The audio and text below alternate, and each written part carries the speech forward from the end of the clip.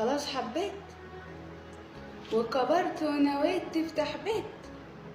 طب قول لي يا واد، بنية حلوة وبنت أصول، قوية وبظهرك عطول، وحلمها لقربك تنول، شايفاك جنتها وهواها، والدفا في عز شتاها، حسستها انك حماها وملجأها لو الكل ينساها.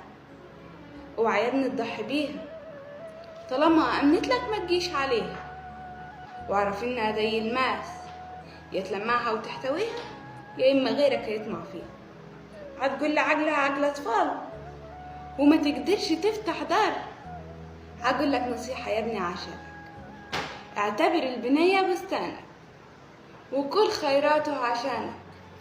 ترضى يا ابني تفرط فيه، ولو مهما كنت هتتعب ليه، دي جنتك وحصادك. وكمان